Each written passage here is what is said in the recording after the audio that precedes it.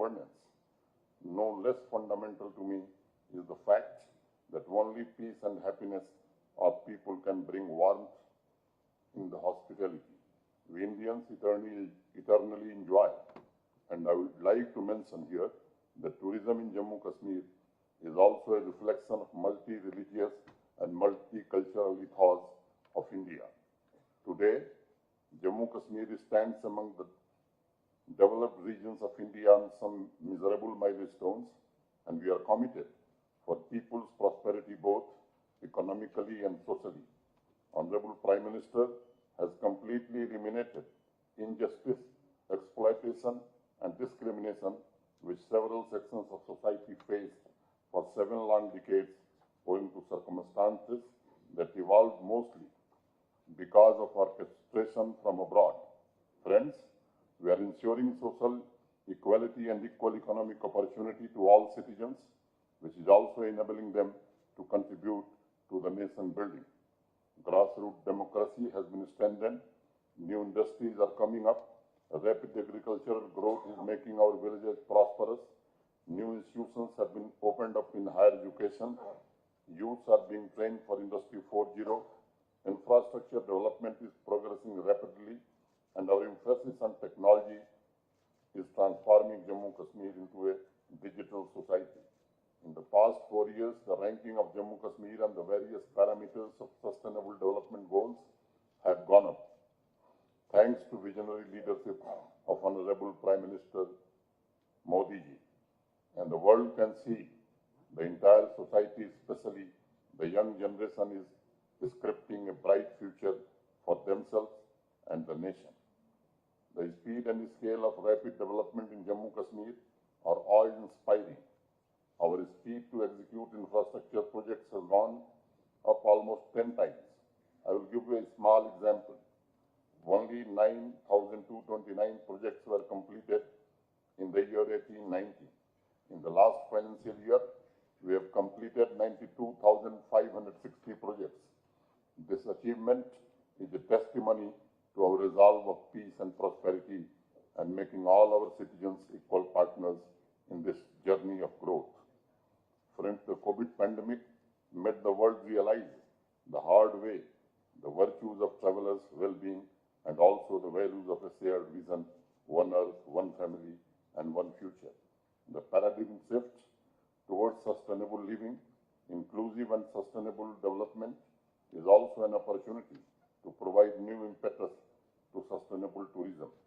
I am truly delighted that under India's G20 presidency, the G20 Tourism Working Group is focusing on 5 interconnected priority areas: green tourism, digitization, skills, tourism, MSMEs, and destination management will provide a roadmap for tourism as a tool for achieving sustainable development goals. Friends, it's encouraging for us to share that Jammu and Kashmir is already working on a few of the priority areas identified by the G20 Tourism Working Group, like on green tourism, skills, tourism MSMEs, and digitalization. In the post-pandemic era, these 5 key building blocks will promote environmental awareness, protect the ecology, and improve the economy and livelihoods of communities and inclusive growth of stakeholders. During the previous Tourism Working Group meetings, the world has seen that Honorable Prime Minister's vision of lifestyle for the environment is at the center of transformation of tourism sector. As I said earlier, the majestic peaks, crystal clear lakes, and serene green landscape of Jammu Kashmir is more than a tourism destination.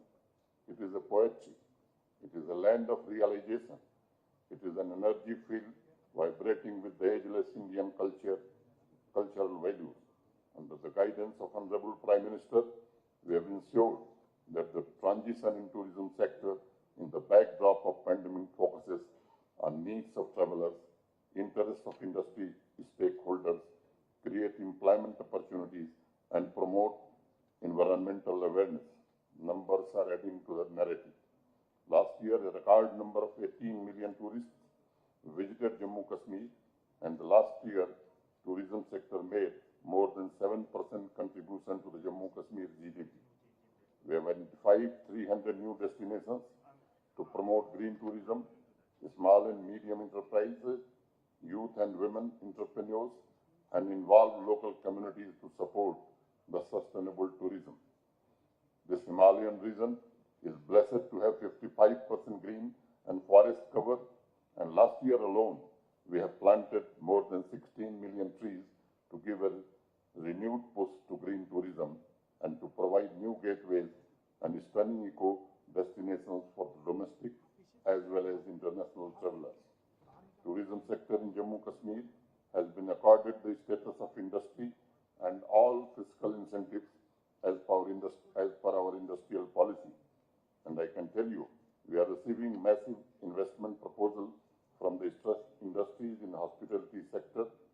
Friends, Jammu Kashmir used to be the favorite location for Bollywood film industry till late 1980s. After a long pause of almost 4 decades, we have revived the relationship with Bollywood and launched a film policy in 2021 to attract more investment into film sector and to make Jammu Kashmir most popular film shooting destination.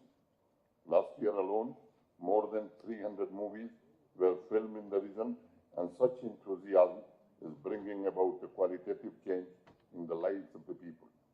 For the travelers who want to explore the charming and adorable villages, we have come up with homestay facilities.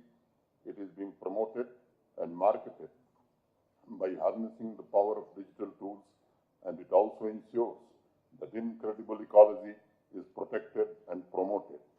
We are grateful to Honorable Prime Minister Mr. Modi for his consistent effort to develop Jammu and Kashmir as one of the most sought after tourist attraction in the world. Places like Gulmarg, Pahalgaon, Sonmarg, Bangas Valley, Lolab Valley, Srinagar, Jammu, Kishtawar, Sanasar, Gurez, Patnitop are now on the global tourism map and offering stunning scenery, skiing, snowboarding, trekking, beautiful and iconic mountain ranges, spiritual experiences, and rich cultural canvas. Several destinations in Jammu Kashmir are living examples of connect between the ancient and the modern, inclusive culture, history, music, and traditional cuisine that can truly provide elevated travel experiences to the people. We are developing the country's first book village on the banks of Uller Lake and many hiking trails for tourists who love tranquility of nature. Our aim is to make the countryside and popular destinations more sustainable and preserve the beauty of fascinating heritage sites. I am confident, under the leadership of Honorable Prime Minister Mr. Modi, Jammu Kashmir will soon find its place in the top 50 destinations in the world, and it will be on the travel bucket list of global travelers. So this empowered gathering, I invite the world to Jammu and Kashmir. Give us a chance to host you and for you to know us. Come, enjoy and rejuvenate yourself. With these words, I once again welcome delegates of G20 nations. I wish you all a fruitful, enlightened discussion and positive outcomes that will help us building a global architecture for sustainable growth in tourism sector. I hope you will also enjoy our warm hospitality and breathtaking views of Dal Lake. Jai Hind. Thank you, sir. I would like to express gratitude to Honorable Lieutenant Governor for sharing his thoughts, and would also like to thank him for the wonderful hospitality extended by the administration under his leadership to all the G20 delegates and invitees who are present here. Now I would like to invite Honorable Union Minister of State for Science and Technology, Shri Jitendra Singh Ji, to share his thoughts with us.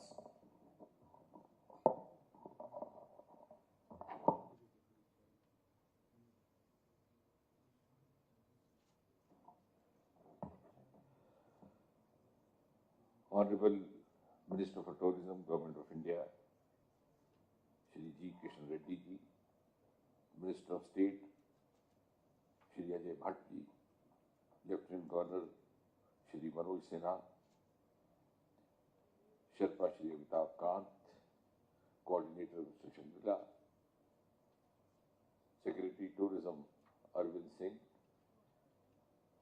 Tourism Vidyavati ji, senior officers from the Ministry of Tourism, and most importantly, our revered guests and delegates from different G20 and invitee countries.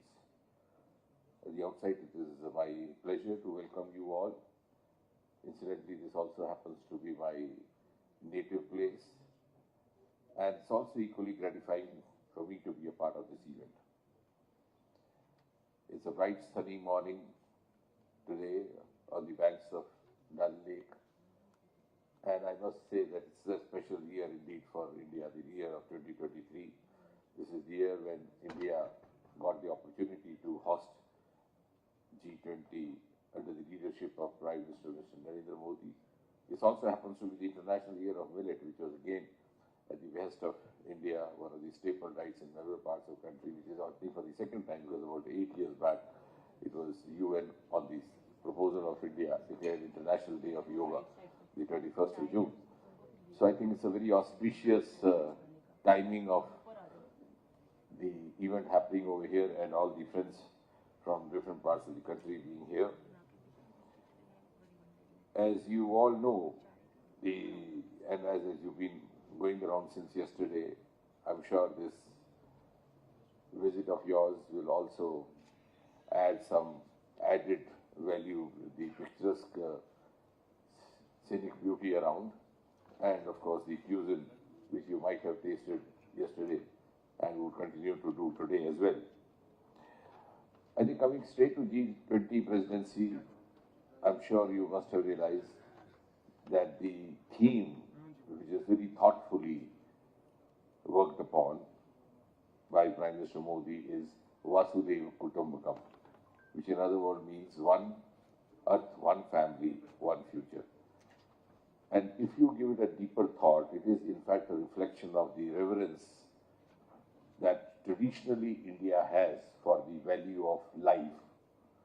Life in its all forms, the human life, the animal life, the plant life, the microorganism life. And the G20 logo reflects three colors, which are indeed the colors of the tricolor, which also happens to be the national flag of India. And the visual of Mother Earth in the logo, we could say symbolizes our pro-planet approach or pro-planet leanings. And today when we meet here at the scenic spot of Srinagar, we have this deep realization within us that we are all a part of the global world, and India under Prime Minister Modi is very conscious of that. Our challenges are global, our concerns are global, our benchmarks are global, and our growth has also to be global. And that's why Prime Minister Modi has been time and again in COP meeting expressing his concern about the climate challenges. We have also committed to achieve net zero target by 2070. And I think another significance of holding this event in Srinagar is also that it's a strange blend of our traditional heritage and the most modern infrastructural monuments with cutting-edge technology. Srinagar, Kashmir, is being one of the earliest seats of learning both in Persian as well as in Sanskrit. It has a wide range of craftsmanship, artisanship, ranging from carpets, embroidery, shawls. Recently we had Basoli painting achieving the GI tag. And on the other hand, the most infrastructural upgraded monuments. We have the highest railway bridge of the world over here, which is 35 meters higher than the Eiffel Tower. It's located on River Chenab, which is one of the largest rivers of India. Incidentally, happens to be a part of the constituency which I represent in the lower house. We have the Asia's longest bi-directional road tunnel, which is known as Shama Prasad Mukherjee Tunnel. Incidentally, again a part of my constituency, but that is, I think, what Jammu Kashmir is all about. And I'm sure all these perspectives would add value to our thought processes. I was told in the earlier meetings, the priorities have been green tourism, digitalization, skill MSME tourism, destination management. I'm sure from here we'll move on. And India, I will just conclude by saying is ready to share the global responsibility as far as our obligation towards economy is concerned, towards environment is concerned, and towards society is concerned.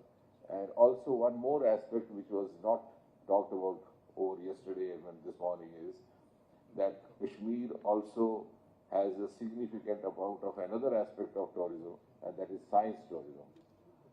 A very few kilometers away from where we are sitting now, we have a place called Gulmarg and another township called Bhadrawa, another district of Doda, from where originated the Aroma mission, which was initiated by the Modi government.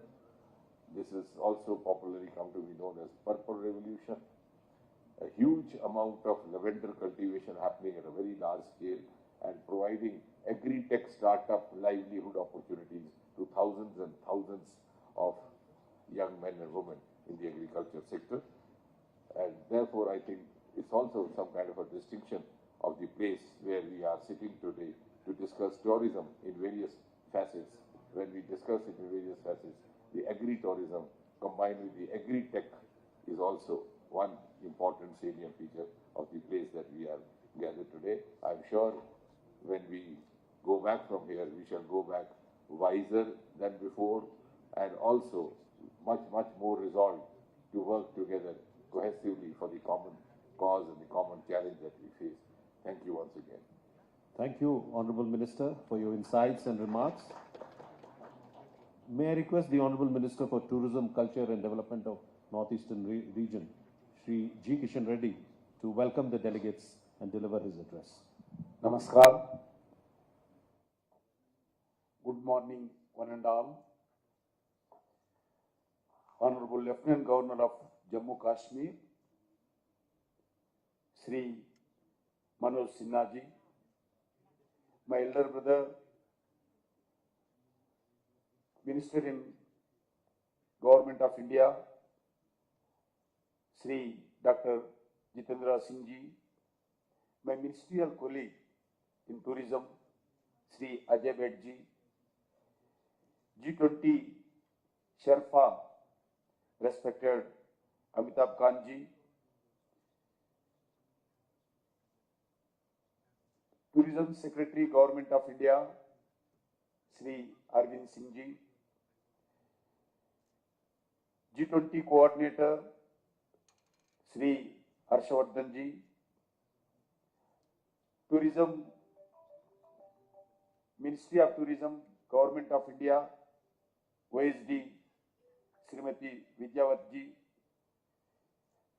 respected ambassadors and delegates from G20 member countries, invite countries, distinguished heads of the international organizations, senior government officials of the Government of India and Government of Jammu Kashmir, dignitaries and friends from the media, welcome to all the G20 members and invited countries for third meeting of the Tourism Working Group under the India's G20 presidency in historic city in Srinagar.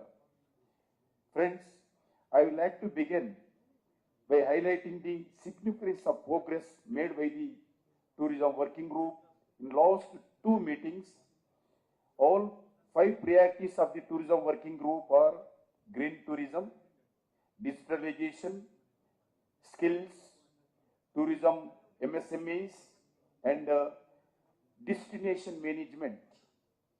Have been completely endorsed by G20 member countries. We are moving closer to finalizing the outcome document for the G20 ministerial meeting to be held at the Goa headquarters. Friends, the Goa roadmap for tourism will act as a vehicle for achieving the sustainable development goals and minister's declaration. In the previous working group meetings, I was happy to see that all participants unanimously adopted green tourism to be the most important priority along with the other priority areas. I am also glad to know that the UNEP made a presentation on travel for life, which is based on the Mission Life program by the Honorable Prime Minister Narendra Modi ji. Friends, the Ministry of Tourism, Government of India is committed to working with all the G20 member countries, invited countries, and all the international organizations to promote sustainable practices that benefit both people and the planet. Spiritual destination and heritage locations also we should encourage. Busiest month, friends, the tourism working group meetings gives me confidence in the positive and meaningful direction that the working group is taking. The ideas will aid in developing tourism in mission mode in the globe. The summit will witness the going through agenda of the third tourism working group meetings. I am happy to see that tourism working group is progressing in the right direction. I am sure that the joint efforts of all the G20 members, invitee countries, international organizations will result in the achievement of inclusive and action-oriented decisive guidelines for the tourism industry. I wish you enjoy your stay and return to India over and over again with the family and friends and citizens of your respected countries. I am confident that across the country, in India, wherever you go, Indians are treating you, greeting you like their own family. Friends, we will, for coming 2 days, we will discuss with positively and with respectively and the contribution with good ideas, best ideas, and for upcoming tourism activities in globe. Wishing you all the very best. Thank you. Jai Hind. Thank you, sir, for your wonderful words of encouragement and your remarks. Ladies and gentlemen, delegates, the inaugural session has now come to an end. We will have a 15-minute break for tea and coffee. And we will all reassemble here at 10:45 p.m. for the first session of the third tourism working group. Thank you.